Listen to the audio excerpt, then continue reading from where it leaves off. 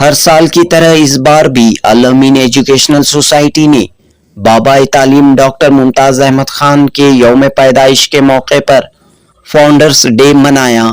6 ستمبر بروز ہفتہ الامین P U college کے وسیع عریض کیمپس میں فاؤنڈرز ڈے کی تقریب منعقد ہوئی۔ فاؤنڈرز ڈے کے پہلے اجلاس سے ملک کے معروف عالم دین، ایجوکیشنسٹ، جامعہ اسلامیہ اشاعت العلوم عقل کوہ کے صدر مولانا حذیفہ غلام محمد وسطانوی نے خطاب کیا۔ مولانا کی تقریر فکر انگیز تھی۔ مولانا نے مغربی تہذیب اور اسلامی افکار کا بڑی گہرائی سے موازنہ کیا اور یہ بات کہی کہ ویسٹرن ممالک کے کنٹریبیوشن سے دنیا میں ترقی ضرور ہوئی ہے، لیکن انسانیت خطرے میں ہے۔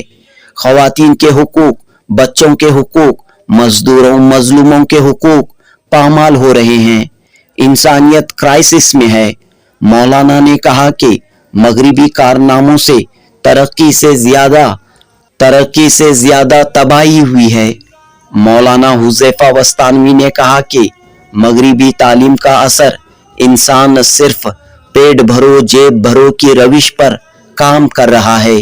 معاشرے سے ہمدردی، غمخواری، دوستی، بھائی چارہ ختم ہو رہا ہے۔ اس دور ترقی کے انداز نرالے ہیں، ذہنوں میں اندھیرے ہیں، سڑکوں پر اجالے ہیں۔ اس طرح مولانا حذیفہ صاحب نے مغربی دنیا کے ڈیولپمنٹ ماڈل کی پول کھول کر رکھ دی۔ اس موقع پر الامین ایجوکیشنل سوسائٹی کے چیئرمین عمر اسماعیل خان، سیکریٹری زبیر انور سیٹھ، مسجد عیدگاہ بلال کے خطیب و امام مولانا شاکر اللہ رشادی و دیگر موجود تھے۔ تو دوستو، مولانا حذیفہ غلام محمد وسطانوی کا خطاب دلوں کو، ذہنوں کو جھنجھوڑنے والا تھا۔ مولانا نے موجودہ سماجی، سیاسی، تعلیمی حالات اور نبی کریم صلی اللہ علیہ وسلم کی سیرت، تعلیمات، قرآن کے پیغامات کو بڑے دلچسپ انداز سے، بڑے مؤثر طریقے سے بیان کیا۔ جنوبی ہند نیوز رپورٹ۔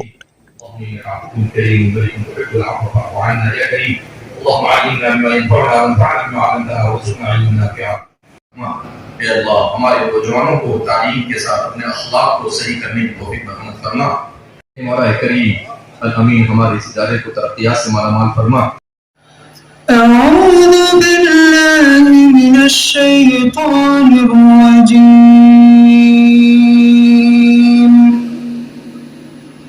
بسم اللہ الرحمن الرحیم،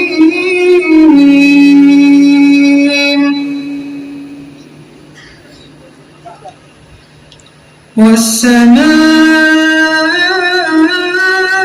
بنيناها بأيد وإنا لموسعون، والأرض فرشناها فنعم الماهدون، ومن كل شيء خلقنا زوجين لعلكم تذكرون، ففروا إلى الله إني لكم منه نذير مبين۔ محفل کونین سجی ہے، فردوس بری جس کے وسیلے سے بنی ہے، وہ جس کے لیے محفل کونین سجی ہے، فردوس بری جس کے وسیلے سے بنی ہے، وہ ہاشمی مکی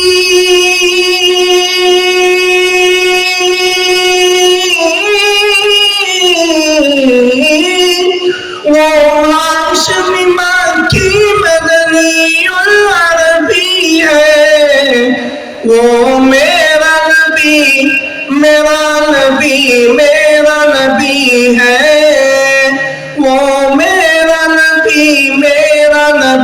میرا نبی ہے، وہ میرا نبی ہے۔ الحمد لله رب العالمين والعاقبة للمتقين والصلاة والسلام على سيد الأنبياء والمرسلين سيدنا وحبيبنا وحبيب رب العالمين محمد وعلى آله وأصحابه ومن هدى بهديه إلى يوم الدين. قال الله تبارك وتعالى في كتابه المجيد والفرقان الحميد: فأعوذ بالله من الشيطان الرجيم بسم الله الرحمن الرحيم اقرأ باسم ربك الذي خلق خلق الإنسان من علق اقرأ وربك الأكرم. وقال النبي صلى الله عليه وسلم: طلب العلم فريضة على كل مسلم ومسلمة او كما قال صلی اللہ علیہ وسلم. سب سے پہلے میں رب کریم کا شکر ادا کرتا ہوں کہ رب ذوالجلال نے ہمیں انسان بنا کر اس دنیا میں وجود بخشا، مگر جس دنیا میں ہم زندگی گزار رہے ہیں اس دنیا کو ایڈوانس ورلڈ کہا جاتا ہے، ایک ایسی دنیا جسے پوسٹ ماڈرنزم کہا جاتا ہے. دنیا میں اس وقت جو سیاسی اور پولیٹیکل انفلوئنس اور تسلط ہے وہ مغرب کا ہے، ویسٹرن، اور یہ غلبہ کوئی نیا نہیں ہے بلکہ پچھلے تقریباً 300 سال سے ڈسکوری آف لینڈ کے نام پر، نئی دنیا کی دریافت کے نام پر اندلس اور اسپین سے جو تحریک شروع ہوئی، اس تحریک نے دنیا میں ریشنلزم کے نام پر میٹرلزم کو اور سیکولرزم کو اور ماڈرنزم کو دنیا کے چپے چپے تک پہنچانے کی کوشش کی.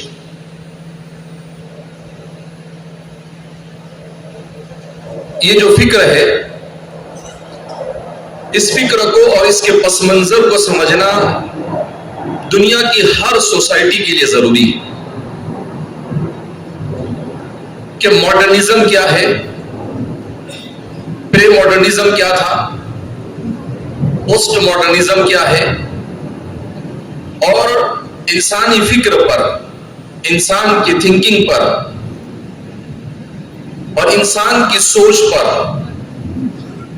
اور انسان کے عقیدے پر، انسان کے نظریات پر اور انسان کی پوری لائف سٹائل پر، پوری زندگی پر کس طریقے سے مغرب نے تسلط حاصل کیا. اسی لیے کسی کہنے والے نے کیا خوب کہا ہے اور بالکل صحیح کہا ہے، میں 100% 100% ان سے اتفاق رکھتا ہوں کہ 21st سینچری جس دور سے ہم گزر رہے ہیں، 21ویں صدی عیسوی، یہ انسانیت کے لیے بڑی پرخطر. اسی لیے اس سینچری کا سب سے بڑا المیہ اور سب سے بڑا کرائسس اور سب سے بڑا بحران وہ کیا ہے؟ وہ ہے کلچرل کرائسس، وہ ہے مورل کرائسس، وہ ہے اسپریچول کرائسس، اور وہ ہے ایتھیکل کرائسس.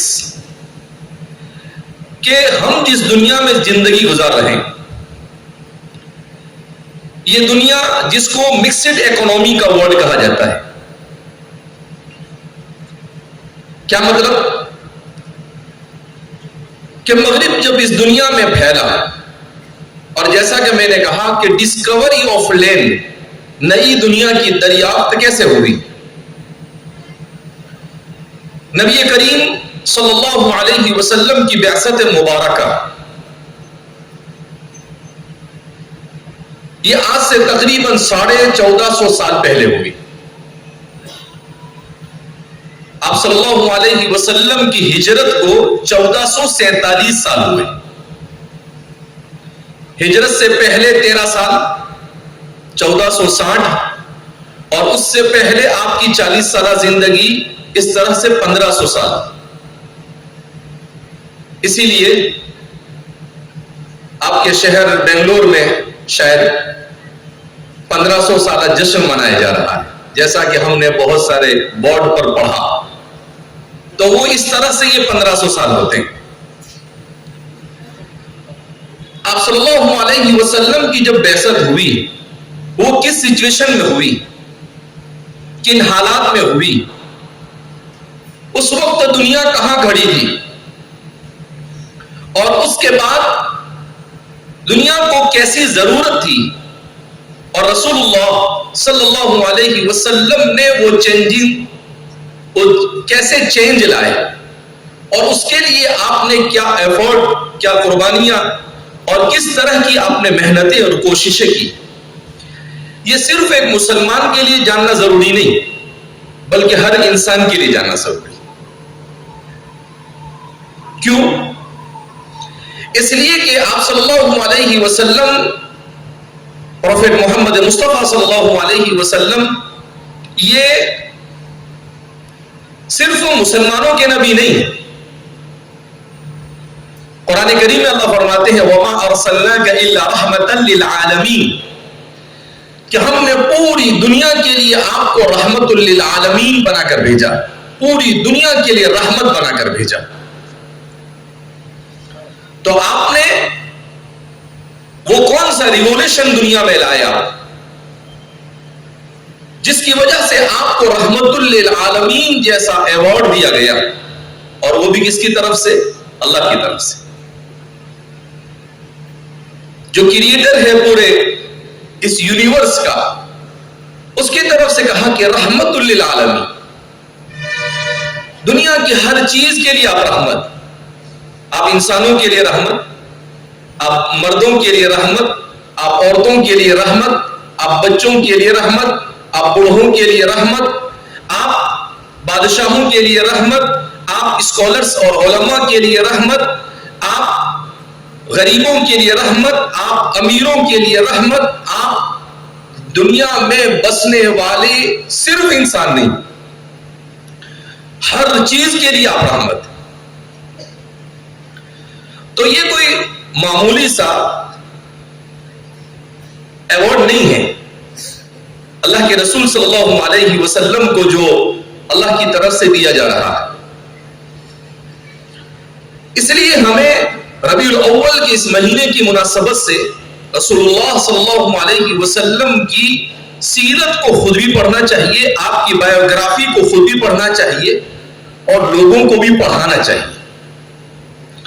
حضرت مولانا ابوالکلام آزاد، جو فریڈم فائٹر ہمارے اس ملک کے آزادی کے صرف ایک متوالے نہیں رہے، بلکہ مولانا نے اس ملک کی آزادی میں بھی بڑا اہم رول ادا کیا، اور ملک کی آزادی کے بعد اس ملک کے ایجوکیشن سسٹم کو ڈیولپ کرنے کے لیے آپ نے سب سے بڑا رول ادا کیا، because he is a first education minister of India.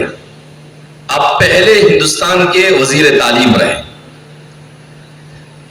کیونکہ ہم تعلیم کی مناسبت سے جمع ہوئے ہیں،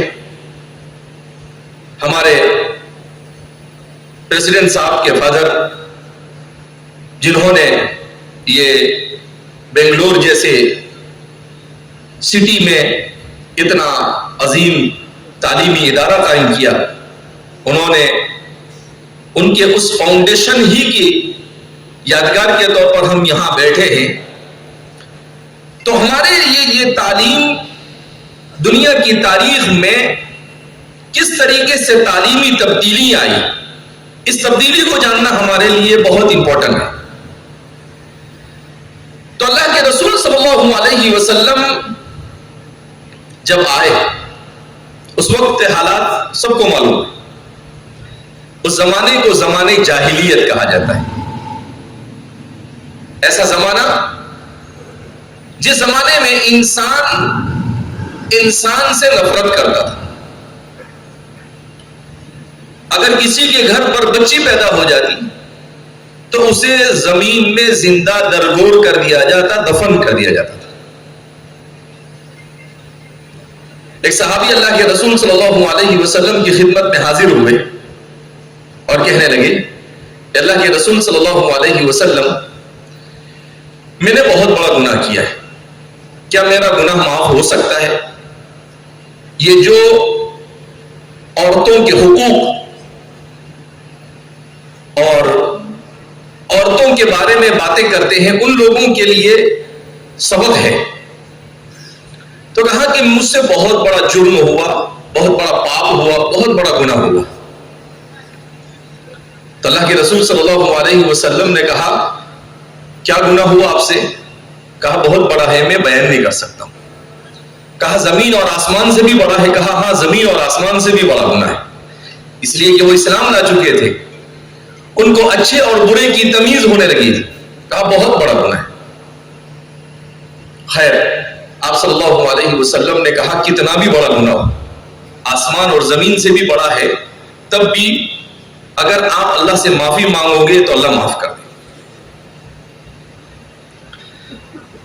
تو صحابی کہنے لگے کہ اللہ کے رسول صلی اللہ علیہ وسلم، میں ایک بزنس مین آدمی،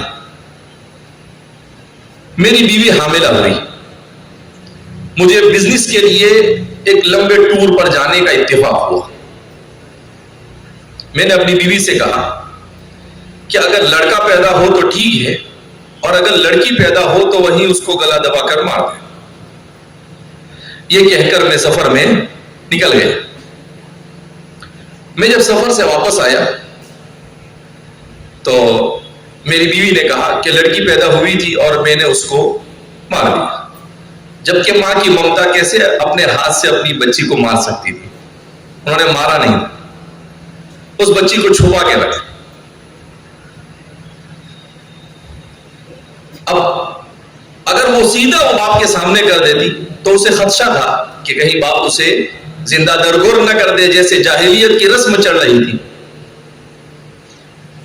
تو کہا کہ ٹھیک ہے، اچھا کیا آپ نے۔ اب اس نے بچی کو چھپا کر رکھا اپنے کسی ریلیشن، اپنے کسی متعلق کے پاس۔ اس نے دیکھا کہ اس کا شوہر پڑوس میں ایک چھوٹی سی بچی ہے، اس سے پیار کرتا ہے، اس کو کھلاتا ہے، تو اس کے دل ماں کی ممتا تھی، وہ کیسے اپنی اولاد سے اپنے آپ کو دور رکھ سکتی تھی۔ تو اس نے سوچا کہ اچھا موقع ہے، اس کے دل میں بچی کے بارے میں سافٹ کارنر آیا ہے، یہ ہو سکتا ہے کہ اب اگر میں اس کے سامنے بچی پیش کروں تو یہ اسے تسلیم کر لے، ایکسپٹ کر لے۔ تو کہتے ہیں کہ میری بیوی نے کہا کہ دیکھو، آپ جیسے اس بچی کو کھلاتے ہو، آپ کی بھی بچی، کیا ہی اچھا ہو کہ آپ اس بچی کے ساتھ اپنی بچی کو بھی کھلاؤ، وہ بھی آپ کے پاس کھیلے، آپ کی گود میں کھیلے۔ تو کہا کہ اس کے چہرے کا رنگ بدل گیا، لیکن اس نے نہ ہاں کہا نہ کہا۔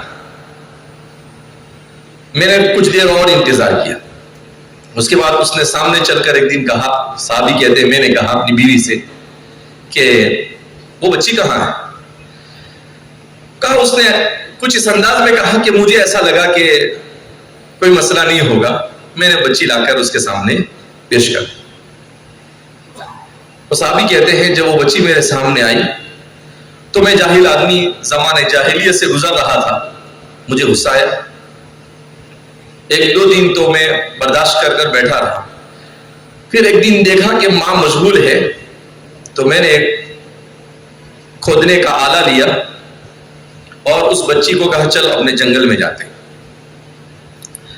اب وہ بچی بیچاری، اسے کیا معلوم کیا ہونے والا ہے میرے ساتھ۔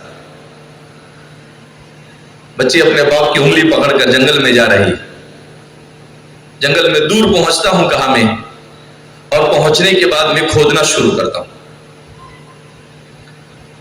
تو وہ بچی جب مجھے پسینہ ہوتا ہے تو میرا پسینہ پوچھتی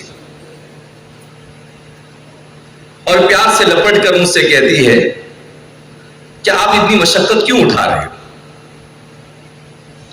لیکن کہاں مجھ پر ایسا شیطان سوار تھا جاہلیت کے زمانے کا کہ جاہلیت میں بچی کا گھر میں ہونا یہ بدشگونی تھی، اس کو بہت برا سمجھا جاتا تھا۔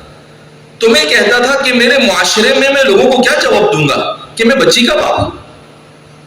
کہا بس یہ چیز میرے دل میں کھٹک رہی تھی۔ میں نے پورا کھڈا کھود لیا، وہ بچی پسینہ پوچھتی رہی، وہ بچی پیار سے میرے سے لپٹتی رہی۔ جب کھڈا کھود لیا میں نے تو اس کو اٹھا کر اس میں ڈال دیا، تو وہ بچی رونے لگی۔ صحابی کہتے ہیں کہ میری بچی رونے لگی اور کہنے لگی ہے میرے باپ، تو یہ شرم نہیں آتی کہ ایک زندہ بچی کو تو ایسی زمین کے نیچے دبا کر چلا جائے گا؟ کوئی بات نہیں، اگر تم مجھے نہیں کھلائے گا پلائے گا تو میں بھیک مانگ کے کھا لوں گی، لیکن مجھے زندگی دے دے، مجھے اس طرح سے نہ مار۔ وہ کہتے ہیں میں نے اس کی ایک نہ سنی، اسے من مٹی کے نیچے دبا دیا اور زندہ درگور کر میں آ گیا۔ اللہ کے رسول صلی اللہ علیہ وسلم نے جب اس قصے کو سنا تو آپ کے آنکھوں سے آنسو جاری، اور آپ صلی اللہ علیہ وسلم نے کہا کہ گناہ تو تیرا بہت بڑا ہے، اتنا بڑا گناہ ہے کہ معاف نہیں ہونا چاہیے، مگر اگر سچی توبہ کرتا ہے اللہ تو معاف کر دے گا، مگر میں تجھ سے ایک بات کہتا ہوں کہ تم زندگی میں کبھی میرے سامنے نہ آنا۔ کیا کہا اللہ کے رسول صلی اللہ علیہ وسلم؟ تو زندگی میں میرے سامنے کبھی نہ آنا۔ کہا کیوں؟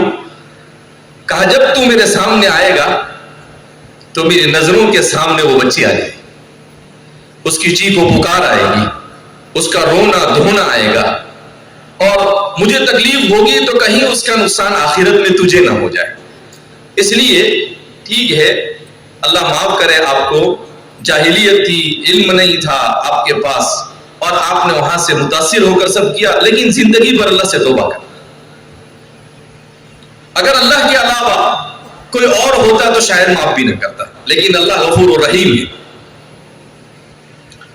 تو یہ اللہ کے رسول صلی اللہ علیہ وسلم کیسے ماحول میں آئے، آپ نے اس ماحول میں کیسی تبدیلی پیدا کی۔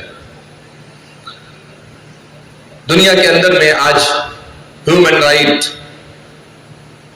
اسی طریقے سے لبرلزم، اسی طریقے سے بچوں کے حقوق، چلڈرن رائٹس، وومن رائٹس،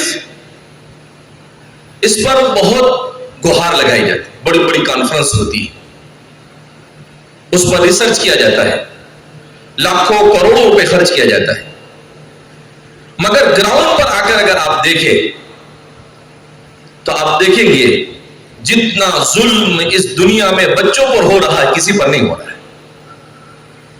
جتنا ظلم اس دنیا میں عورتوں پر ہو رہا ہے کسی پر نہیں ہو رہا ہے۔ کیا فلسطین اور غزہ مجھ سے اور آپ سے دور ہے؟ 23 لاکھ انسانوں کی جان خطرے میں۔ کتنے؟ 23 لاکھ۔ اب تک کے ایک اندازے کے مطابق آفیشلی تو 60,000 بیان کیا جاتا ہے، لیکن صحیح رپورٹ یہ ہے کہ 2 لاکھ لوگ مارے جا چکے، جس میں 40% بچے ہیں، 40% بچے ہیں، جس میں 30% عورتیں ہیں، 20% بوڑھے ہیں۔ تو کہاں گئے وہ لوگ جو چلڈرن رائٹس کی باتیں کرتے ہیں؟ کہاں گئے وہ لوگ جو وومن رائٹس کی باتیں کرتے ہیں؟ کہاں گئے وہ لوگ جو ہیومن رائٹس کی باتیں کرتے ہیں؟ اس کا مطلب کیا کہ تمہارے اپنے مطلب کے رائٹ سے، یعنی تم اپنی مرضی سے جسے چاہو مار دو، اور پھر اس کے بعد ڈٹ کر دنیا کے سامنے یہ اعلان کیا جاتا ہے وہاں پر کوئی ایسا مارا نہیں جا رہا ہے لوگوں کو، یعنی جھوٹ، سفید جھوٹ سے اوپر والا جھوٹ ساری دنیا کی نظروں کے سامنے ہے، مارا جا رہا ہے۔ ہیروشیما اور ناگاساکی میں جتنا نہیں برسایا گیا اتنا وہاں پر برسایا گیا، اور اس کے باوجود بھی آپ یہ کہتے ہو کہ نہیں وہاں پر کوئی ظلم نہیں ہو رہا ہے۔ کیوں؟ اس لیے کہ تم دنیا کے ساہوکار بن کر بیٹھے ہو۔ مگر قرآن کا اعلان ہے جزاء سیئۃ سیئۃ مثلھا، برائی کا انجام برا ہوتا ہے، دیر سویر ہی صحیح، اللہ کے عذاب سے کوئی نہیں بچ سکتا ہے، یہ تمام ظالمین پکڑے جائیں گے۔ تو جو لوگ ہمیں ہیومن رائٹس کی باتیں کرتے ہیں وہ ذرا اپنے گریبان میں جا کے کہ تم نے ہیومن رائٹس پر کیا کیا ہے۔ تو مولانا ابوالکلام آزاد فرماتے ہیں کہ میں نے رسول اللہ صلی اللہ علیہ وسلم کی 23 سالہ زندگی کا بایو ڈیٹا جمع کیا اور اس میں یہ نکالنے کی کوشش کی کہ آپ صلی اللہ علیہ وسلم کے زمانے میں کتنی جنگیں ہوئی، کیا وار ہوئی، اور اس میں کتنے لوگ مارے گئے۔ کہا میرے تعجب کی انتہا نہیں رہی، کہا جب میں نے آپ کے اور دشمن کے دونوں کے 28 غزوات اور سرایا کے اندر میں مرنے والوں کا بایو ڈیٹا جمع کیا تو 900 سے کم لوگ مارے گئے، دشمن کے بھی اور اپنے بھی، اور 23 سال کے عرصے میں۔ اور آپ نے ریگولیشن لا کر بتایا، دنیا کو یہ بتایا کہ تم کو حقوق انسانی سیکھنا ہے، مدرسے محمدی میں آ کر بیٹھو، اسکول آف محمد میں آ کر بیٹھو، تمہیں عورتوں کے حقوق سیکھنے ہیں، آپ ہمارے پاس آ کر بیٹھو۔ ہم صرف بول بچن نہیں کرتے ہیں، ہماری تاریخ شاہد ہے، ہم نے کر کر بتایا ہے۔ لہذا اس بنا پر ہمیں رسول اللہ صلی اللہ علیہ وسلم کی سیرت کو پڑھنا چاہیے کہ آپ صلی اللہ علیہ وسلم نے کیسی انسانوں کی تربیت کی۔ اللہ اکبر! جو لوگ جوئے کے عادی تھے، شراب کے عادی تھے، جو لوگ بے حیائی اور بدتمیزی کی تمام حدود پار کر چکے تھے، ایسے لوگوں کو آپ نے، وہ کیا نظر تھی جس نے مردوں کو مسیحا بنا دیا، زندوں کو مسیحا نہیں بنایا۔ کس کو مسیحا بنا دیا؟ مردوں کو مسیحا بنا دیا۔ تو اس لیے یہ صرف ہمیں جلسہ جلوس کرنے سے فائدہ نہیں، ہم خود اس کی اسٹڈی کریں اور دنیا کے حالات سے اس کو کمپیئر کریں، اور آپ کو تعجب ہوگا کہ مغرب نے 200 سال میں دنیا کے اندر میں کتنے انسانوں کو مارا ہے۔ دنیا میں جتنے انسانوں کو مغرب نے مارا ہے اتنے انسانوں کو آج تک دنیا میں کسی نے نہیں مارا۔ صرف امریکہ کی بنیاد ڈالی گئی۔ آپ کو اسٹوری پتہ نہیں معلوم ہے یا نہیں معلوم ہے کہ امریکہ کیسے ڈسکور ہوا۔ کولمبس کے بارے میں آتا ہے کہ اس نے امریکہ کو دریافت کیا۔ امریکہ کی ڈسکوری کرسٹوفر کولمبس نے کی۔ اس نے کیسے امریکہ کو دریافت کیا کہ اندلس سے جہاز میں بیٹھ کر نکلا، اور وہ ہندوستان کے لیے نکلا تھا۔ یہ ہمارے لیے ہندوستانیوں کے لیے سننے جیسی بات۔ وہ کس کے لیے نکلا تھا؟ ہندوستان کے لیے نکلا تھا کہ میں ہندوستان جاؤں گا۔ مگر چونکہ اس زمانے میں ابھی ٹیکنالوجی بہت زیادہ ایڈوانس نہیں تھی، لہذا جی پی ایس وغیرہ کچھ بھی نہیں تھا، تو ہوائی جہاز میں بیٹھتے تھے اور جہاز میں سمندر میں آنے کے بعد سمندر اپنی ہوا کی دوش پر جہاں لے جاتا تھا وہاں پر جا کر آدمی کھڑا ہو جاتا تھا۔ کوئی ڈائریکشن صحیح نہیں جا سکتے تھے آدمی۔ 17 سینچری کی بات کر رہا ہوں میں، 16-17 سینچری۔ تو کرسٹوفر کولمبس انڈیا دریافت کرنے کے لیے، ڈسکوری آف انڈیا کے لیے نکلا، مگر غلطی سے پہنچ گیا وہ امریکہ۔ جب وہ امریکہ پہنچا تو وہ کیا سمجھا؟ یہی انڈیا ہے، وہ انڈیا نہیں تھا، وہ امریکہ تھا۔ اب جب وہاں پر پہنچا تو وہاں پر جو لوگ تھے، اب یہ انگریز ہے، ان کو اپنے اسٹیٹس کی بہت فکر ہوتی، اپنی ناک نیچی نہیں ہونی چاہیے، تو وہاں کے لوگوں کو نام دے دیا اس نے ریڈ انڈینس۔ کیا نام دیا؟ Red Indians. ارے بھائی انڈیا ادھر ہے، انڈیا سے ان کا کوئی تعلق نہیں، نہ ہمارے وہ سمدھی ہے، نہ ہمارے داماد ہے، وہ نہ کوئی کنیکشن ہے ہمارا ان سے، ایسے کیسے ان کو ریڈ انڈینس بنا دیا؟ لیکن وہ ناک نیچی ہو جاتی ہے نا، اس لیے اٹھا کر ان کا نام دے دیا ریڈ انڈینس۔ ٹھیک ہے چلو، تمہارا راج چل رہا ہے تو تم دن کو چاہو تو رات کہو، رات کو چاہو تو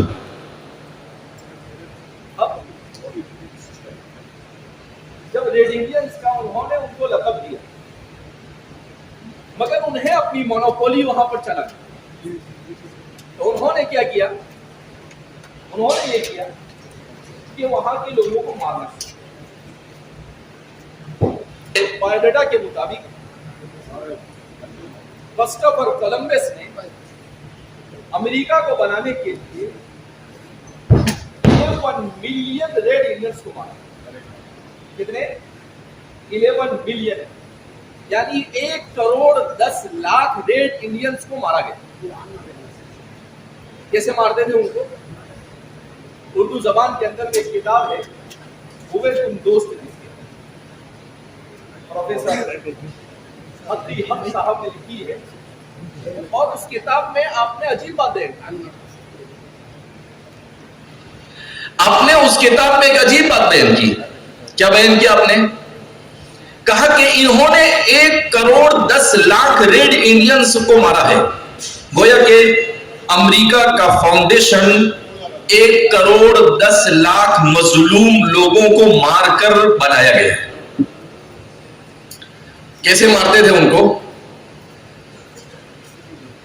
پورے گاؤں کے لوگوں کو ایک جگہ جمع کرتے، اور جمع کرنے کے بعد چاروں طرف سے آگ لگاتے تھے اور سب کو زندہ سلگاتے۔ ایسی ایسی سٹوری ہے کہ انسان پڑھ بھی نہیں سکتا ہے۔ تو 1 کروڑ 10 لاکھ انسانوں کو تو صرف ریڈ انڈینس کو مارا، اس کے علاوہ جو دنیا میں انہوں نے 200-300 جنگیں کی ہے، ایک اندازے کے مطابق دنیا میں ان جنگوں میں ویسٹرن کنٹریز نے کتنے لوگوں کو مارا ہے؟ 30 سے 35 کروڑ لوگوں کو مارا ہے، اور یہ دنیا کو حقوق انسانی سکھا رہے ہیں۔ اسی لیے تاریخ کو پڑھنا ضروری ہے۔ ہمیں جو تاریخ پڑھائی جاتی ہے وہ بڑی مشق کر کے پڑھائی جاتی ہے۔ تو میں آپ کو یہ بتانے جا رہا تھا کہ رسول اللہ صلی اللہ علیہ وسلم جو تعلیم کو لے کر آئے، وہ تعلیم کیا تھی؟ اقرا، پڑھ، بسم ربک، اپنے پروردگار کے نام سے۔ تعلیم کی کنیکٹیویٹی خالق کے ساتھ، کہ کریٹر کون ہے۔ اگر تیرے پاس تعلیم ہے مگر تیرا کنیکشن اپنے خالق اور مالک کے ساتھ نہیں ہے، تو دنیا کے اندر میں کبھی بھی امن و امان قائم نہیں ہو سکتا ہے۔ انسان کو اپنے مرنے کے بعد کی زندگی پر بھروسہ نہیں اور ایمان نہیں، اسے یہ یقین نہیں کہ مرنے کے بعد کیا جواب دینا ہے، تو وہ انسان کبھی بھی دنیا میں اخلاق کے ساتھ زندگی نہیں گزار سکتا ہے۔ اسی لیے ہم دیکھ رہے ہیں کہ مغرب نے سائنس اور ٹیکنالوجی میں اگرچہ ریولیوشن لایا، اس نے بجلی بنائی، اس نے ٹرین بنائی، اس نے ہوائی جہاز بنائے، سب کچھ بنایا، مگر اس سے زیادہ انسانوں کا قتل عام ہوا ہے۔ انسان کو انسان بن کر زندگی گزارنا نہیں سکھایا گیا، انسان کو یہ سکھایا گیا کیپیٹلزم۔ مغرب کی پوری بنیاد کیا ہے؟ کیپیٹلزم، سرمایہ دارانہ نظام، کہ پیسہ ملنا چاہیے، چاہے اس کے لیے کسی کو مارنا پڑے، چاہے اس کے لیے کسی کو دھوکہ دینا پڑے، چاہے اس کے لیے کسی کو بیوقوف بنانا پڑے، چاہے اس کے لیے کسی کو لوٹنا پڑے، چاہے اس کے لیے اخلاق کا جنازہ نکالنا پڑے، چاہے اس کے لیے تعلیم کے نام پر جہالت کو عام کرنا پڑے، کچھ بھی ہو، پیسہ کہاں سے ملتا ہے؟ تو مغرب انسان کو دو ہی مقصد سکھاتی ہے، پیٹ اور جیب، کہ پیٹ کیسے بھرے اور جیب کیسے بھرے۔ انہوں نے پورے تعلیمی سسٹم کو یہ صرف دنیا کے ساتھ کر دیا۔ میرے اور آپ کے آقا صلی اللہ علیہ وسلم جس تعلیم کو لے کر آئے، اس تعلیم کو کمرشیل بنیاد پر نہیں قائم کیا گیا۔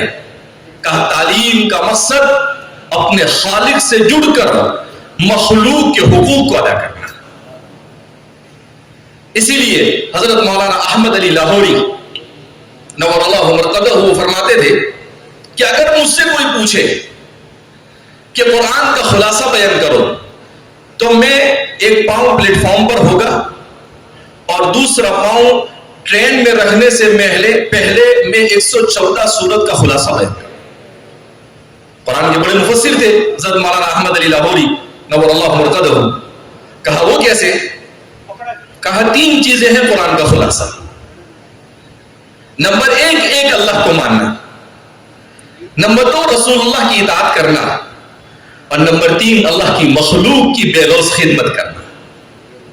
کہا یہ 3 کام کیا آپ نے تو آپ نے پورے قرآن پر عمل کر دیا۔ سوشل ورک جو اسلام سکھاتا ہے وہ کوئی اور نہیں سکھا سکتا ہے۔ لہذا اس بنا پر ضرورت اس بات کی ہے کہ ہم اس بات کو سمجھے کہ جو دین ملا ہے، اسلام صرف مسلمان کا دین نہیں ہے، پوری انسانیت کا دین ہے۔ اس کا مقصد کیا ہے؟ خالق اور مخلوق کے حقوق کو ادا کر کر خالق کو راضی کرنا، یہ ہے اسلام کا مقصد۔ میرے اور آپ کے آقا صلی اللہ علیہ وسلم جس دین کو لے کر آئے، اس دین میں کیا سکھایا گیا؟ وَلَا تَقُلْ لَهُمَا اُفٍّ، ماں باپ کو اف بھی مت کہو۔ اور یہاں پر کیا ہوتا ہے؟ جب ماں باپ بڑے ہو جاتے ہیں تو ڈاکٹر ہے، انجینئر ہے، double P H D, triple P H D ہے، اور اپنے ماں باپ کو اولڈ ایج میں جا کر رکھ دیتا ہے۔ تو ایسی تعلیم کس کام کی؟ کیا ماں باپ نے آپ کے پیچھے اپنی زندگی اسی لیے گزاری تھی کہ آپ بڑھاپے میں جب اس کو ضرورت ہو آپ لوگوں کے سہارے پر اس کو چھوڑ کر آئے؟ یہ کون سی تعلیم ہے؟ جو اپنے ماں باپ کے کام نہ آئے وہ کسی اور کے کام کیا آ سکتا ہے؟ لہذا کیا کہتے ہیں؟ کہا فادر ڈے بناؤ، مدر ڈے بناؤ، یعنی 365 دن میں ایک دن منا لو اور آپ نے ان کے حق ادا کر دیے۔ نہیں، اسلام کہتا ہے کہ آپ پوری زندگی بھی خدمت کرو تو ان کا حق ادا نہیں کر سکتے ہو۔ آج ماں باپ کو مارا جاتا ہے، ہمارے نوجوان بچے ہوتے ہیں، چھوٹے چھوٹے بچے ہوتے ہیں، وہ موبائل کے لیے ماں باپ کا خون کر دیتے ہیں۔ ایسی اسٹوریاں سامنے آئی، ماں نے کہا کہ کیوں موبائل لے کے بیٹھے، تو سیدھا اٹھا کے موبائل سر میں مار دیا، ماں مر گئی۔ ایسے کئی قصے ہیں۔ تو تعلیم اسی وقت کام کی ہے جب معاشرے کے اندر میں ایک دوسرے کی ہمدردی پیدا کرے، معاشرے میں محبت کی فضا قائم کرے، معاشرے کے اندر میں انسان کے ایک دوسرے کے ساتھ ریلیشن کو اچھا کرے، اسی وقت تعلیم کام کی ہے۔ ورنہ یہ ڈگریوں سے کچھ نہیں ہوتا ہے۔ اگر آپ نے 50 ڈگری بھی حاصل کر لی اور آپ نے صرف پیٹ اور جیب بھرنے کا کام کیا تو صرف آپ کی قبر تک آپ کے ساتھ آئے گا، پھر قبر کے بعد کی زندگی اللہ ہی حفاظت فرمائے۔ اس لیے ہم تعلیم حاصل کر رہے ہیں، تعلیم کے ساتھ ساتھ اپنے کیریکٹر کو اچھا کریں۔ اگر آپ کے پاس سرٹیفکیٹ ہے، نالج ہے، انفارمیشن ہے، اب تو کیا ہے انفارمیشن اور نالج کی کوئی اہمیت نہیں آج کی دنیا میں۔ آج سے 2-4 سال پہلے تک تو ہم گوگل پر جا کر سرچ کرتے تھے، لیکن اب آ گیا ہے اے آئی، آرٹیفیشل انٹیلیجنس، اور اس اے آئی کے زمانے میں اب کہا کہ اے آئی سپر اے آئی کی طرف گیا۔ اور سپر اے آئی سے بھی اوپر جانے کی کوشش کریں، بہت اچھی بات، مگر میں اس کو ایسے کہتا ہوں، ایک ہے اے آئی اور دوسرا ہے او آئی۔ او آئی ہے اوریجنل انٹیلیجنٹ اور اے آئی ہے آرٹیفیشل انٹیلیجنٹ۔ آج کی دنیا اے آئی بولو تو مولانا کو بھی معلوم ہے اے آئی کیا ہے۔ ارے بھائی اللہ نے سب کو او آئی دیا ہے تو اے آئی کون سی چیز ہے؟ اس کا نام ہے آرٹیفیشل انٹیلیجنس۔ آرٹیفیشل سمجھتے ہیں نا ہم، آرٹیفیشل کس کو کہتے ہیں؟ بناوٹی، مصنوعی، تو وہ بناوٹی ہے، اور خالق اور مالک نے مجھے اور آپ کو جو دیا ہے وہ ہے او آئی، اوریجنل انٹیلیجنٹ۔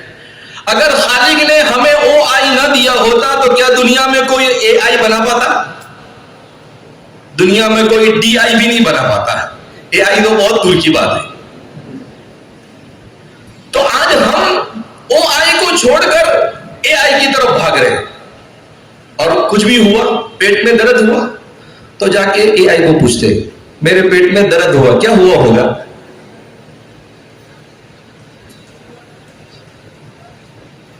ایک مرتبہ سفر میں کچھ ساتھی میرے ساتھ تھے تو پیٹ میں درد ہونے لگا، تو وہ جو ساتھ میں ایک تھے انہیں اے آئی کا بھوت سوار تھا، تو بولے مولانا پیٹ میں بہت تکلیف ہے۔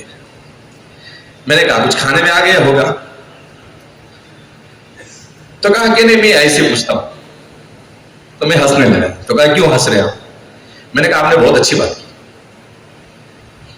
آپ کی بات پر مجھے ہنسی آ رہی، کیا اتنی اچھی بات کی، آپ اے آئی کو کیا پوچھیں گے؟ کہا نہیں میں وہ ایسے ایسا پوچھوں گا کہ میں نے کل شام سے لے کر اب تک کے یہ کھایا ہے تو کس کی وجہ سے پیٹ میں درد ہوا؟ خیر اس نے اس کو کہا کہ میں نے یہ کھایا یہ کھایا یہ کھایا، اس میں اس نے کہا میں نے چیری کھائی، کہا کہ ہو سکتا ہے چیری کی وجہ سے آپ کو پیٹ میں درد ہو۔ دوسرے دن پھر تکلیف ہونے لگی،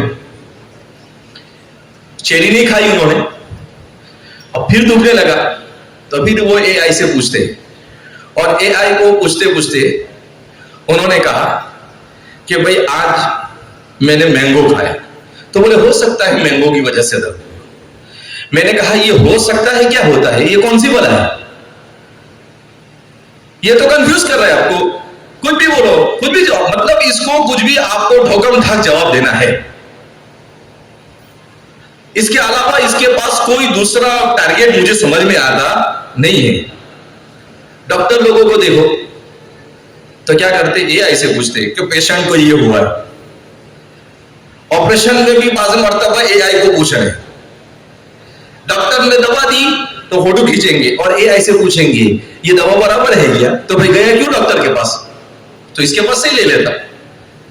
یہ اے آئی کا عجیب بھوت ہے، جیسے کسی کو جنات سوار ہوتا ہے تو وہ کیسی حرکت کرتا ہے، تو جس پر اے آئی سوار ہوتا ہے وہ بھی ایسی حرکت کرتا ہے۔ لہذا اس اے آئی نے ہمارے او آئی کو ختم کر دیا۔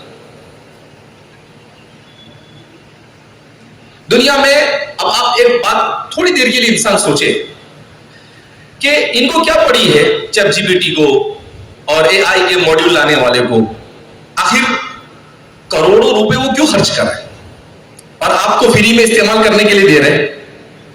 آپ ان کے رشتے دار لگتے کیا؟ آپ کی میری ان سے کوئی رشتے داری نہیں، اور فری میں دے رہے۔ وہ کیا کرتے ہیں، تھوڑے دن آپ کو فری میں استعمال کروائیں گے، آپ کو چسکا دلائیں، پھر اس کے بعد 2-4 مہینے کے بعد بولیں گے مہینے کے 500 روپے،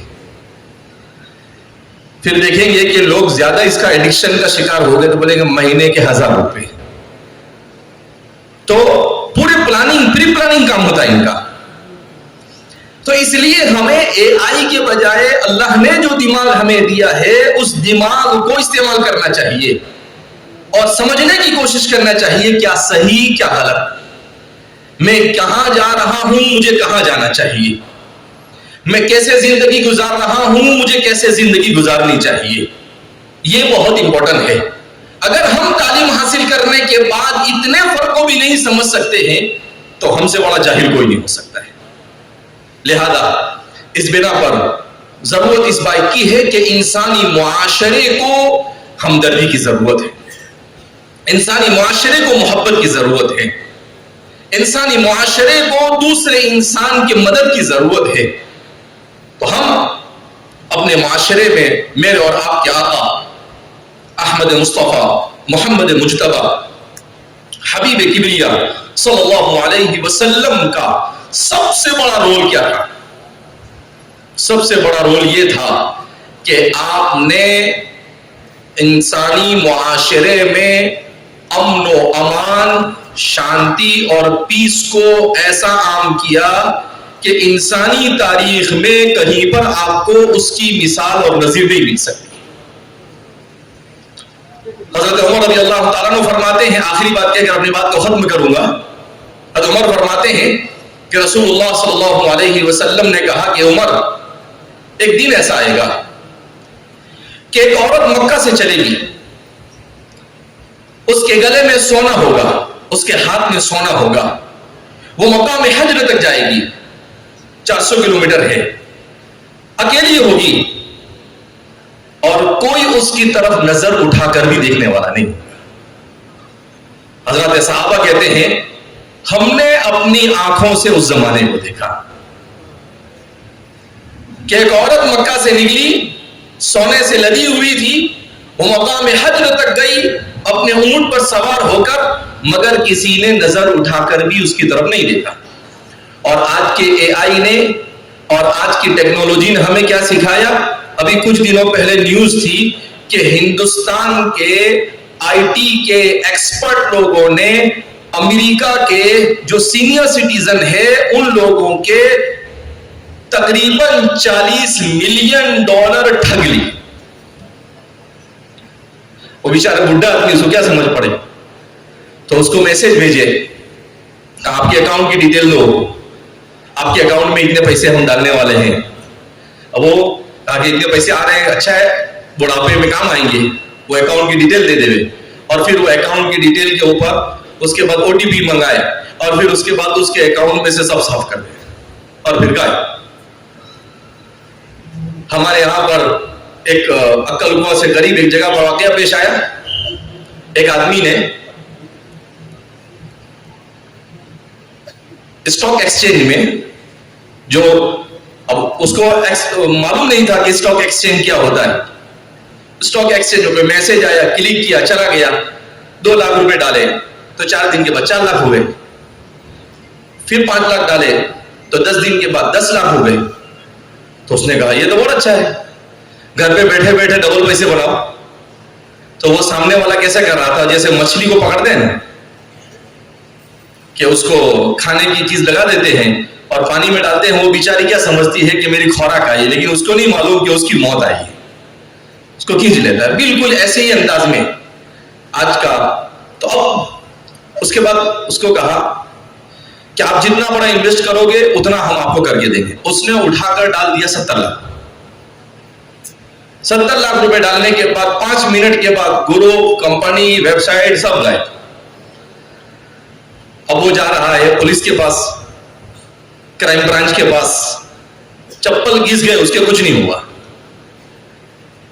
تو کہنے کا مطلب یہ ہے کہ اگر یہ تعلیم ہم لوگوں کو حیران کرنے کے لیے، چوری اور ڈکیتی کے لیے استعمال کر رہے ہیں، تو ظاہر سی بات ہے کہ اس کا نقصان تو صرف دنیا میں کر رہے ہیں، لیکن اپنا آخرت کا نقصان کر رہے ہیں۔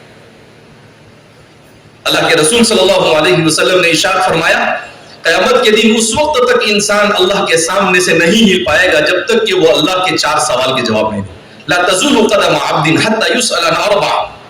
سب سے پہلا سوال ہوگا عن عمره فيما افنى، زندگی کہاں گزاری، زندگی کہاں گزاری۔ تو ظاہر سی بات ہے کہ ہمارے پاس سے ایک ایک منٹ کا حساب مانگیں گے اللہ، کہ آپ کو ہم نے 50 سالہ زندگی دی تھی، آپ نے کیا کیا؟ تو ہمارے زمانے کا نوجوان کہے گا چیٹ جی پی ٹی پہ گزارا، ہمارا نوجوان کہے گا زندگی کہاں گزاری، کہا وہ فائر گیم پر گزارا۔ زندگی کہاں گزاری تو کہے گا وہ سوشل میڈیا پہ گزارا۔ زندگی کہاں گزاری تو وہ کہے گا ٹک ٹاک پہ گزاری. کہا زندگی کہاں پر گزاری؟ تو وہ کہے گا جنگلی رمی پہ گزاری. تو ظاہر سی بات ہے. دوسرا سوال بڑا ڈینجر. وعن شبابہ فیما ابلا. کہا تم کو 14-15 سال سے لے کر 45-50 سال تک کی جو ہم نے 35 سال دیے تھے، یہ جوانی تھی جس میں تم ہٹے کٹے مضبوط، تمہارا ذہن بھی بہت شارپ تھا، سب کچھ تھا. وہ 35 سال کا اسپیشلی حساب دو کہ ان 35 سالوں میں کیا کیا تھا. اس کے بعد وعن مالہ من این اکتسب وفیما انفقہ. مال کمایا، کہاں سے کمایا؟ حلال طریقے سے، حرام طریقے سے؟ لوگوں کو بیوقوف بنا کر لوگوں کے اکاؤنٹ صاف کیا آپ نے. تو کہا کہ آؤ. ابھی دلی میں تھا میں، تو ایک بیوروکریٹ آفیسر تھے، وہ مجھے ملے. تو ایسی ہماری کچھ بات چل رہی تھی. تو انہوں نے کہا کہ مولانا اتنی بیوقوف دنیا ہے یہ. کہا کہ دلی میں ایک آدمی ہے، نام بھی لیا لیکن مناسب نہیں ہے پلیٹ فارم پر ان کا نام لینا.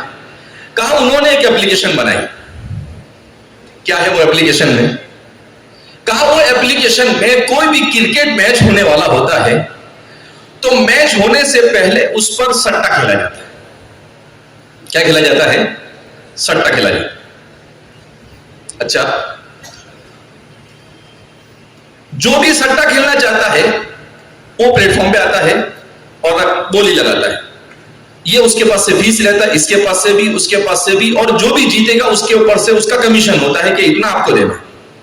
کہا آپ مانیں گے نہیں مولانا، اس ایپ والے نے جس کے کھانے کے ٹھکانے نہیں تھے، کچھ 2-4 انویسٹر کے ساتھ اس نے پیسہ لگایا کچھ لاکھ روپے، اور 1 سال میں اس نے 3600 کروڑ روپے کمائے. کتنے کمائے؟ 3600 کروڑ روپے کمائے. اب اللہ کو کیا جواب دے گا تم؟ وعن مالہ من این اکتسب. کہاں سے کمایا؟ وفیما انفق. کہاں خرچ کیا؟ ہمارا نوجوان کہے گا 1.5 لاکھ کا ایپل موبائل لیا. کہا پیسے کہاں سے لائے؟ کہا بینک سے ہم نے لون اٹھایا. کیوں؟ کہا کہ اسٹیٹس بتانا ہے، پتا چلنا چاہیے کہ آئی فون لے کے گھوم رہا ہے. کون سا آئی فون؟ 15, 16, 17, 18. کون سا؟ پرو میکس. اور پتہ نہیں کیا کیا. تو کہا من این، کہاں سے کمایا اور کہاں خرچ کیا. اس کے بعد سوال کیا جائے گا وعن علمہ بما عمل بہ. کیا سیکھا اور کتنا عمل کیا. ہم لوگ کہیں گے ہم نے BA کیا، MA کیا، B Pharm کیا، D Pharm کیا، سب کچھ کیا ہم نے، مگر ہم نے کبھی اخلاق نہیں سیکھے، ہم نے کبھی ہمدردی نہیں سیکھی. تو کہے گا ٹھیک ہے، وہ علم دنیا میں تو نے فارماسیوٹیکل کمپنی میں کام کر لیا، جو کمانا تھا کما لیا، لیکن یہاں اس کا کوئی فائدہ نہیں ہونے والا ہے. اس لیے کوئی مانے یا نہ مانے، ایک حقیقت مسلمہ ہے کہ ہم میں سے ہر ایک کو خالق اور مالک کو جواب دینا ہے. میں کل ہی جمعہ کے بیان میں شاید بہت سارے لوگ رہے بھی ہوں گے، میں نے وہاں پر بتایا کہ اللہ نے جو انسان بنایا ہے، انسان کیسا ہے؟ اللہ اکبر. آج کا جو سائنٹیفک ریسرچ آیا ہے اور انسان کے بارے میں جو انفارمیشن دیتا ہے، اتنی عجیب انفارمیشن ہے کہ انسان حیران ہو جاتا ہے. کہ انسان جب چھوٹا سا بچہ ہوتا ہے تو اس کے اندر میں سیلز جس کو خلیے کہتے ہیں کتنے ہوتے ہیں؟ 17 ٹریلین. اور جب بڑا ہوتا ہے تو یہ خلیے ہو جاتے ہیں 39 ٹریلین. ٹریلین کروڑ ہوتے ہیں. پھر اس میں سے ہر ایک کے اندر میں 46 کروموسوم ہوتے ہیں. کروموسوم کہتے ہیں اس کو. اور ہر کروموسوم اور کروموسومز کے اندر میں 2 DNA ہوتے ہیں، اور ہر DNA کے اندر میں ایک دھاگا ہوتا ہے جو 6 فٹ کا ہوتا ہے.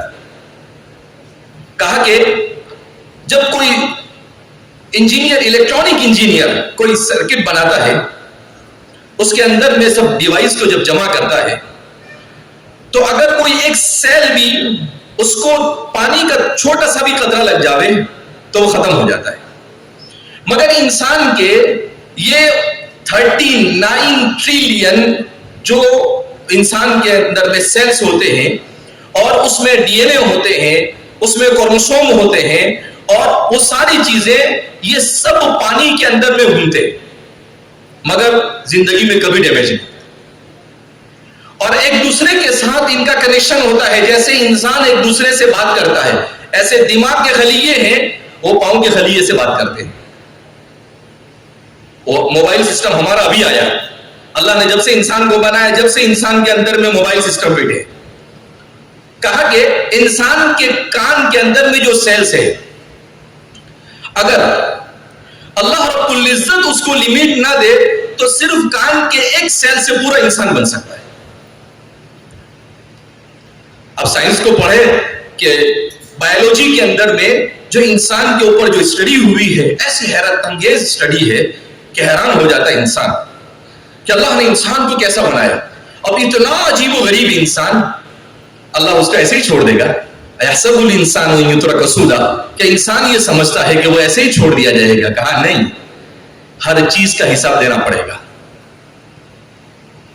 تو لہذا اس بنا پر ہمیں بہت سیریس ان چیزوں کو سوچنے کی ضرورت ہے کہ تعلیم کے ساتھ ہمارے معاشرے کے اندر میں اخلاق عام ہونے چاہیے. تعلیم کے ساتھ ہمارے معاشرے کے اندر میں ماں باپ کے حقوق, بھائی بہنوں کے حقوق, نیبر اور پڑوسی کے حقوق, اپنے ساتھی کے حقوق. ہمارے یہاں پر اسکول اور کالجوں کے اندر میں جونیئر اور سینئر چلتا ہے, پھر ریگنگ چلتی ہے. ہماری شریعت کسی چیز کو جائز نہیں کراتی. جونیئر سینئر کو دبائے گا اور ریگنگ ہوتی ہے, اجی ایسی ایسی حرکتیں ہو. ارے بھائی یہ تعلیم گاہ ہے یا انسانیت کو شرمسار کرنے کے ادارے ہیں؟ یہ جب انسان کا کنیکشن اسپرچولیٹی سے کٹ جاتا ہے اور دین سے انسان کو دور کر دیا جاتا ہے تو ایسے ہی حیوان وجود میں آتے ہیں. جرمنی کے اندر میں ایک پروٹیسٹ ہوا, کیا ہوا معلوم؟ Doctor, engineer, professor, assistant professor, P H D holder, ایسے لوگ, انہوں نے کیا کیا, ہیومن ڈاگ, کہا ہمیں کتے کی طرح زندگی گزارنی, لہذا ہمیں اس کے رائٹس دیے جائیں. آپ نیٹ پہ بھی سرچ کر سکتے ہیں, ایسا نہیں کہ مولانا جیب سے پھینک رہے ہیں.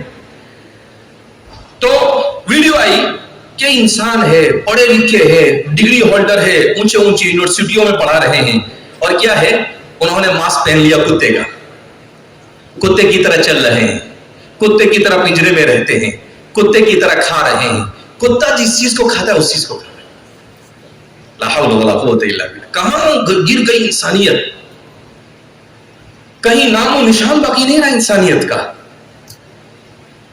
لہذا تو یہ تعلیم کیا, یہ کون سی تعلیم ہے بھائی کہ انسان, اچھے بھلے انسان کو جس کو اللہ نے اشرف المخلوقات بنایا وہ کتا بننے کی سوچ رہا. ارے بھائی کتا سوچتا ہوگا کہ میں انسان بن جاتا تو اچھا تھا, یا تو انسان سوچ رہا ہے کہ میں کتا بن جاؤں تو اچھا ہے. کتوں کی طرح زندگی گزارے وہ الگ بات ہے, لیکن بالکل کتے کی طرح رہنا چاہتا ہے. تو جب خاطر سے انسان نسوا اللہ فانساہم انفسہم, اللہ فرماتے ہیں انہوں نے اللہ کو بلایا تو اللہ نے ان کو اپنے آپ سے بلا دیا کہ ان کی نگاہ میں اپنی حیثیت بھی کوئی باقی نہیں رہی. اسی لیے دنیا میں ماڈرن سائنس نے جو سب سے بڑی خرابی پیدا کی, بگیسٹ مسٹیک دنیا کی تاریخ کی, وہ کیا ہے؟ وہ یہ ہے کہ انسان کو مین کائنڈ سے ہیومن بینگ بنا دیا گیا. آپ کہیں گے یہ مولانا کچھ زیادہ انگلش نہیں استعمال کر رہے ہیں. ظاہر سی بات ہے آپ کو اسی زبان میں سمجھ میں آئے گا تو مجھے اس میں ہی سمجھانا پڑے گا. تو مین کائنڈ اور ہیومن بینگ میں کیا فرق ہے؟ میں ابھی آپ کو پوچھوں تو شاید آپ نہیں بتا سکتے. کوئی بتا سکتا ہے what is the different between mankind and human being? Anybody? کوئی نہیں, میں بتاتا ہوں. جاننا ہے آپ کو؟ میں بول بھی نہیں رہا تو میں فرق یہ ہے کہ مین کائنڈ کا ترجمہ ہوتا ہے عبد، اللہ کا بندہ، اور ہیومن بینگ کا ترجمہ ہوتا ہے معبود۔ معبود کون ہے؟ اللہ ہے، جس کی عبادت کی جائے۔ دنیا کی تمام سویلائزیشن اور دنیا کی تمام مذاہب نے انسان کو مینکائنڈ کی حیثیت سے متعارف کروایا اور کلچر اس کا دیا کہ انسان یہ خالق کا، کریٹر کا بنایا ہوا ہے، یہ کریشن سے بنا ہوا ہے، یہ عبد ہے، مینکائنڈ ہے۔ مگر کانٹ نے آ کر کانڈ کیا۔ ماڈرن سائنس کا father of modern science can't کو کہتے ہیں، 16ویں 17ویں صدی کا بہت بڑا سائنٹسٹ گزرا ہے۔ اس نے کہا کہ نہیں، کہا ایسا نہیں، کہا انسان ہیومن بینگ ہے۔ کیا مطلب؟ کہ اپنی مرضی سے سوچو، جو اپنے سمجھ میں آئے وہ کرو، آپ کو کسی دین کی، کسی مذہب کی، کسی تعلیم کی، کسی اخلاق کی، کسی کلچر کی، کسی اسپرچویلٹی کی، کسی چیز کی ضرورت نہیں۔ پھر اسی کو لبرل کا نام دے دیا گیا، پھر اسی کے اوپر سیکولر کو چپکا دیا گیا، پھر اسی کے اوپر سویلائزیشن کو چپکا دیا گیا، نام بدلتے رہے، مگر کام وہی رہا کہ انسان کو اپنے خالق کی اطاعت سے نکال کر انسان کو بدترین مخلوق کی صورت میں متعارف کر رہے ہیں۔ لہذا ہم اس فرق کو سمجھیں کہ انسان مینکائنڈ ہے، ہیومن بینگ نہیں ہے۔ اور کوئی یہ کہتا ہے کہ انسانیت پہلے، ہیومینٹی پہلی ہونی چاہیے، مذہب بعد میں ہونا چاہیے۔ بھائی ہمیں سکھانے کی ضرورت نہیں آپ کو، جو ہیومینٹی اسلام سکھاتا ہے دنیا میں کوئی آپ کو وہ ہیومینٹی نہیں سکھا سکتا ہے۔ مغرب کیا سکھائے گا؟ اس کی تاریخ ابھی آپ کے سامنے بتائی گا، وہ کیا آپ کو ہیومینٹی سکھائے؟ ان کی ہیومینٹی اپنی غرض کے لیے، اپنے مفاد کے لیے، اپنے مطلب اور اپنے مقصد کے لیے ہے، انسانوں کے لیے نہیں ہے۔ لہذا اسلام نے کیا سکھایا ہے؟ نہیں، کہ آپ کو اپنی فکر کم اور دوسرے کی فکر زیادہ ہونا چاہیے۔ یؤثرون علی انفسہم ولو کان بہم خصاصہ، کہ اگر کسی کو تکلیف میں دیکھے، ایکسیڈنٹ ہوا، ہمارے یہاں کوئی کھڑا بھی نہیں رہتا ہے، بولے کیوں؟ اپن وہاں ہیلپ کرنے گئے تو پولیس اپنا ہی نام لکھ دے گی، کوئی ہیلپ بھی نہیں کرے گا۔ اب تو دنیا اور ایڈوانس ہو گئی، کچھ ہوا تو مدد کرنے کے بجائے ویڈیو بناؤ پاگلوں کی طرح، کوئی مر رہا ہے، کوئی گر رہا ہے، کوئی ڈوب رہا ہے، اور اس کو وہی ویڈیو بنانے کی پڑی ہوئی ہے۔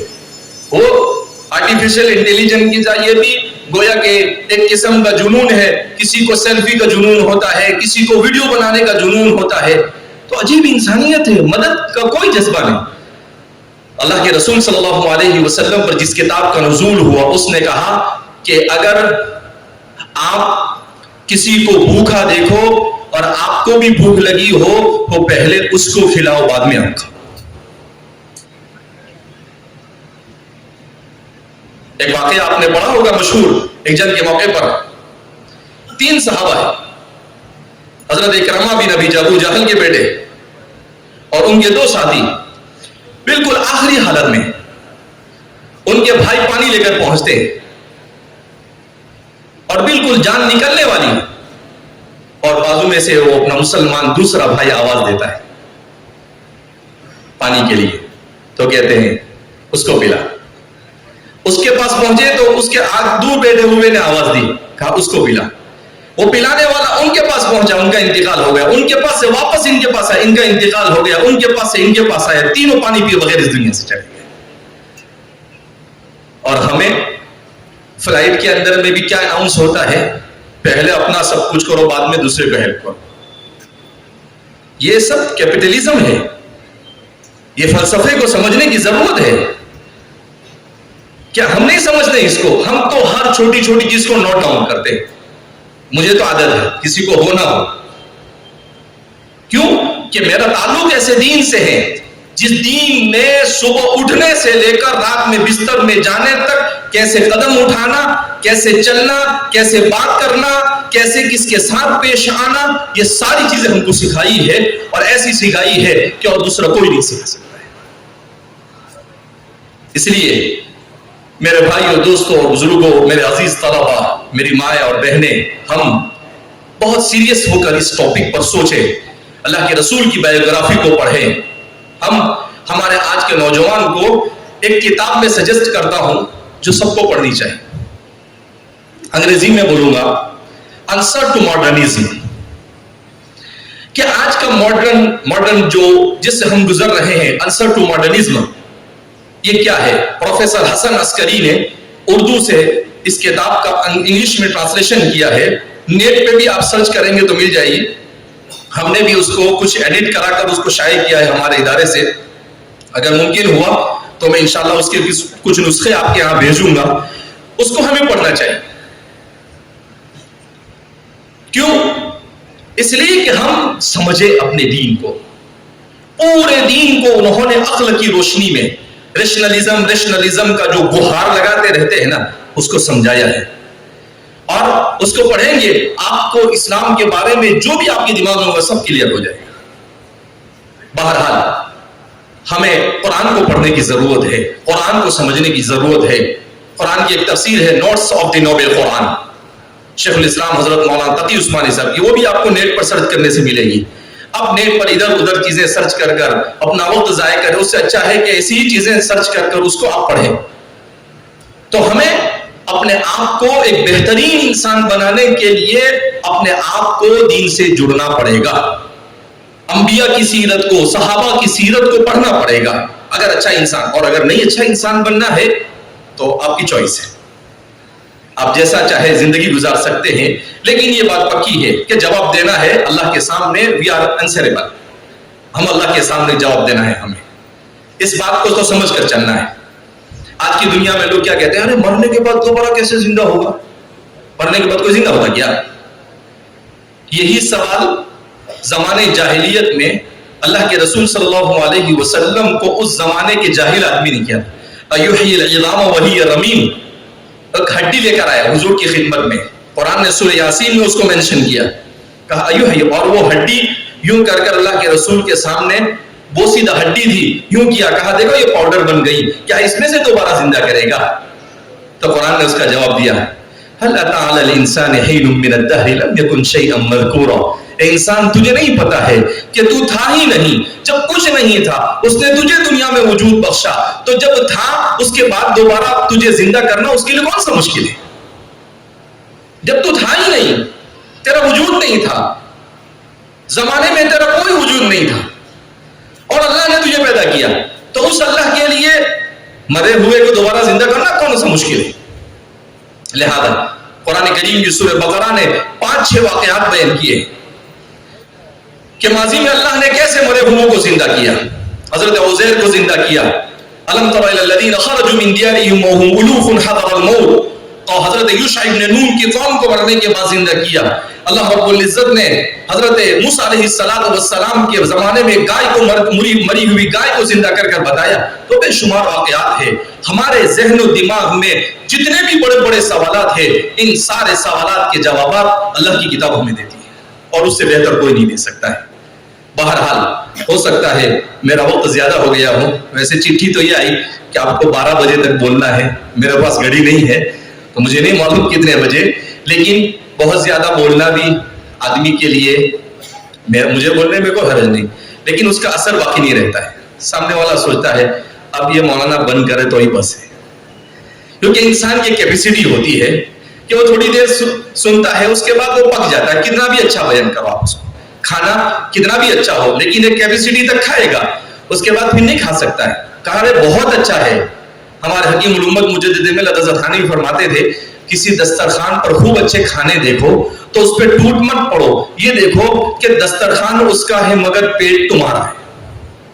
تو اپنا پیٹ سمجھ کے کھاؤ کہ بھائی اس کو میں کھا تو لوں گا، یہاں تک نہیں، یہاں تک بھی کھا لوں گا، لیکن بعد میں تکلیف مجھے ہی اٹھانی ہے.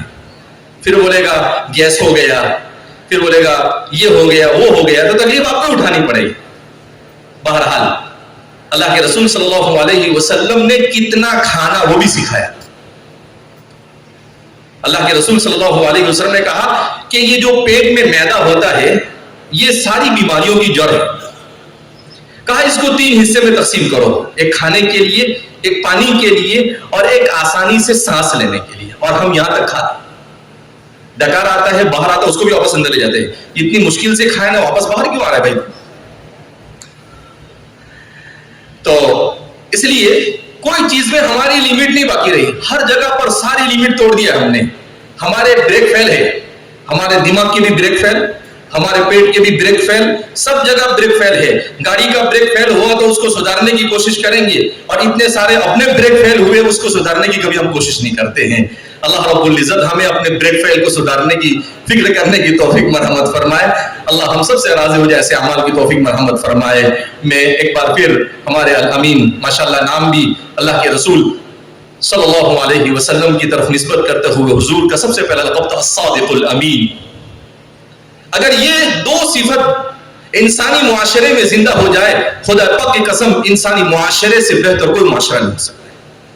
سچائی اور امانت داری. آپ دیکھیں گے سچائی تو ہمارے یہاں کہیں نظر ہی نہیں آتی، ایسا لگتا ہے کہ وہ پرانے زمانے میں ہوتی تھی. اور امانت داری تو پتہ نہیں کہاں پر لوگوں نے دفن کر دیا اس کو. نہ امانت داری ہے نہ سچائی ہے.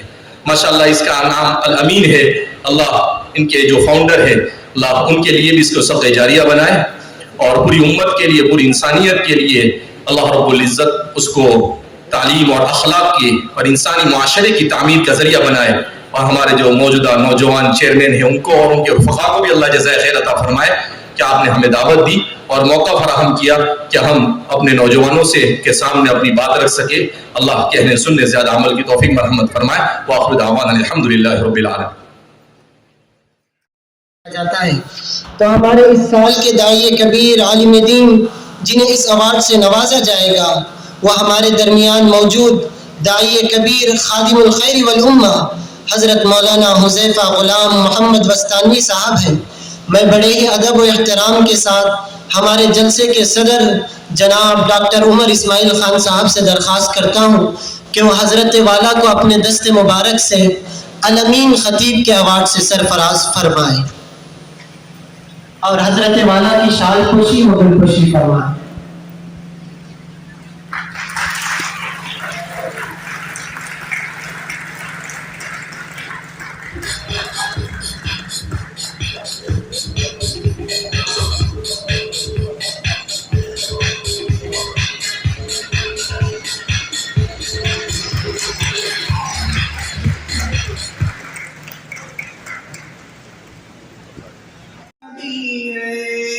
وہ میرا نبی ہے، احمد بھی ہے وہی